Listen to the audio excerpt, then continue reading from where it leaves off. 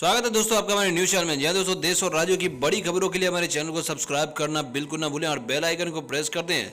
जहाँ दोस्तों और पूरी वीडियो में हमारे साथ बने रहे क्योंकि हम आपके लिए लाए हैं ताज़ा तरीन और अहम खबरें। जहाँ दोस्तों चलते हैं अब तक की पहली बड़ी खबर के साथ। जी दोस्तों बात करते हैं पहली बड़ी खबर की। तो पीएम मोदी की जितनी भी योजनाएं हैं उन्हीं के बल पर नीतीश लड़ रहे हैं बिहार में चुनाव। चिराग पासवान, जी हाँ दोस्तों, बड़ा हमला चिराग पासवान ने किया है। बता दें कि लोजपा के राष्ट्रीय अध्यक्ष सह जमुई के सांसद चिराग पासवान ने कहा कि हमारी पार्टी लोक जनशक्ति पार्टी बिहार के चुनाव में एनडीए का हिस्सा नहीं है। उन्होंने कहा कि लोजपा की ताकत का अंदाजा नीतीश कुमार को चुनाव परिणाम के बाद चलेगा। उन्होंने एक बार फिर कहा कि किसी भी सूरत में नीतीश सीएम नहीं बन पाएंगे। श्री पासवान जनसभा और रोड शो में के उपरांत शुक्रवार को एक होटल में पत्रकारों को संबोधित कर रहे थे। सांसद चिराग ने कहा कि प्रधानमंत्री बिहार आ रहे हैं, मेरी पार्टी उनका स्वागत करती है। हम लोगों को भरोसा है कि प्रधानमंत्री बिहार के लिए जरूर कोई सौगात लेकर आएंगे।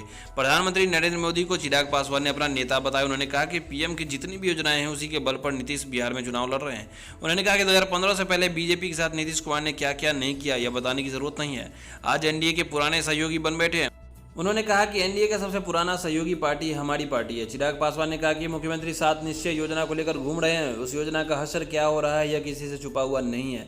भ्रष्टाचार चरम पर है, कितना कमीशन जाता है और किसके पॉकेट में जाता है यह सबको मालूम है। उन्होंने कहा कि जहां जहां जदयू के प्रत्याशी जाते हैं उसका विरोध करती है। वह विरोधी प्रत्याशी का नहीं बल्कि सरकार के मुखिया नीतीश कुमार का हो रहा है। यह दोस्तों चलते अब तक की बड़ी खबर के साथ बात करें तो बिहार चुनाव की। तो नवादा रैली में तेजस्वी का नीतीश पर तंज, कहा तब तो घर में बंद थे अब वोट मांगने निकले हैं। जी हाँ दोस्तों, बड़ा हमला करते हुए यहाँ पर तेजस्वी यादव नजर आ रहे हैं।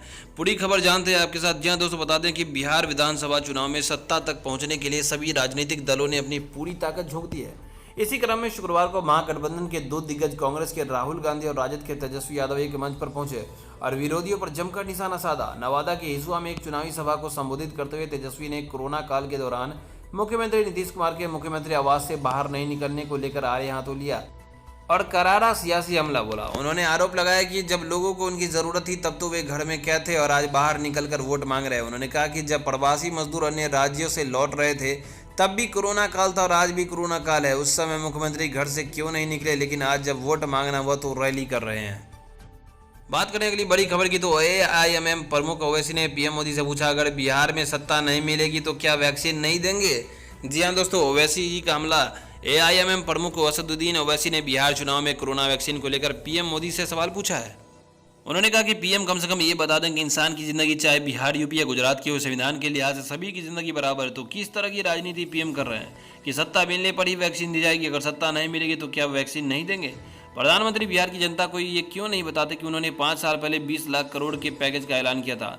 उसमें से जो बिहार की जनता को कितना दिया गया वो ये क्यों नहीं बताते कि उन्होंने सरकार के हेल्थ विभाग को जो पैसे दिए थे उसमें से 60% पैसा बिहार सरकार ने खर्च क्यों नहीं किया। यहाँ बात करते हैं अगली बड़ी खबर की। तो प्याज की महंगाई से जल्द मिलेगी राहत, मोदी सरकार ने किया यह बड़ा उपाय। जी हाँ दोस्तों, जानने के लिए बने रहे हमारे साथ पूरी वीडियो में। बता दें कि मोदी सरकार ने प्याज की आसमान छूती खुदरा कीमतों को नियंत्रण करने के लिए प्रयासों में तेजी ला दी है। इसके तहत केंद्र सरकार ने अब राज्यों तथा केंद्र शासित प्रदेशों को केंद्रीय सुरक्षित भंडार से प्याज की खेप उठाने को कहा है। देश के कई हिस्से में प्याज की खुदरा कीमतें 75 रुपये प्रति किलो के स्तर को भी पार कर गई है। कहीं कहीं तो ये शतक भी मार चुका है। उपभोक्ता मामलों के मंत्रालय के आंकड़ों के अनुसार 22 अक्टूबर को मुंबई में खुदरा प्याज की कीमतें 86 रुपये किलो, चेन्नई में 83 रुपये किलो, कोलकाता में 70 रुपये किलो और दिल्ली में 55 रुपये किलो थी। उपभोक्ता मामलों की सचिव लीना नंदन ने पीटीआई भाषा को बताया कि हमने कीमत वृद्धि पर अंकुश लगाने के प्रयासों को तेज कर दिया है। हमने राज्य सरकार और केंद्र शासित प्रदेशों से खुदरा हस्तक्षेप के लिए बफर स्टॉक से प्याज लेने का अनुरोध किया है।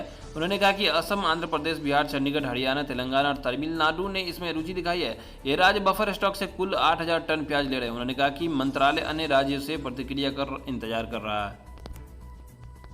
बात करते हैं अगली बड़ी खबर की। तो पहले था तुम मुझे खून दो मैं तुम्हें आज़ादी दूंगा, अब वोट दो वैक्सीन दूंगा। शिवसेना का बीजेपी पर बड़ा हमला।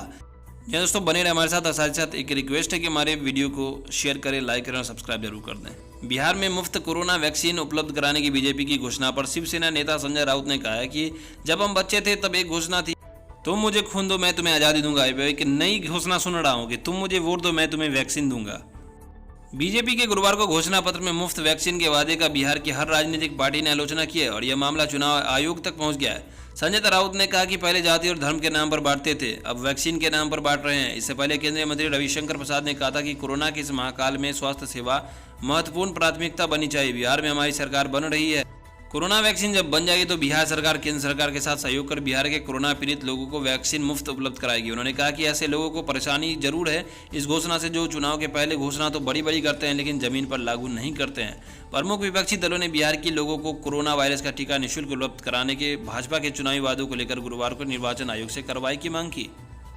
तो बात करते हैं अगली बड़ी खबर की। तो रेलवे ने शुरू की बैग ऑन व्हील्स सेवा, जाने इससे आपको कैसे होगा फायदा। जी हां दोस्तों, आपको बता दें कि दिल्ली, गाजियाबाद और गुड़गांव से यात्रा करने वाली यात्रियों के लिए रेलवे जल्द ही बैग ऑन व्हील्स शुरू करने वाला है, जिसके माध्यम से ट्रेनों के आगमन पर रेलवे स्टेशन से उनके सामान को उनके घरों तक पहुंचाया जाएगा। उत्तर रेलवे दिल्ली डिवीजन ने शुक्रवार को भारत में रेल यात्रियों के लिए उपलब्ध अपनी तरह की पहली सेवाएं app best bag on wheels की घोषणा की, जबकि इसका अनुरोध हो गया है। सेवाएं जल्द ही शुरू होने की उम्मीद है। जानकारी के अनुसार प्रारंभ में जिस फर्म को अनुबंध प्रदान किया गया वह नई दिल्ली, दिल्ली जंक्शन, हजरत निजामुद्दीन, दिल्ली कैट, दिल्ली सराय रोहिल्ला, गाजियाबाद और गुड़गांव रेलवे स्टेशनों से उत्तर रेलवे की एक बयान में यात्रियों को अपनी सेवा प्रदान करेगी, जबकि अधिकारियों ने कहा कि इन सेवाओं का लाभ उठाने की लागत नाम मात्र होगी। कीमत कवर की जाने वाली दूरी के साथ साथ सामान के वजन और मात्रा पर निर्भर होगी।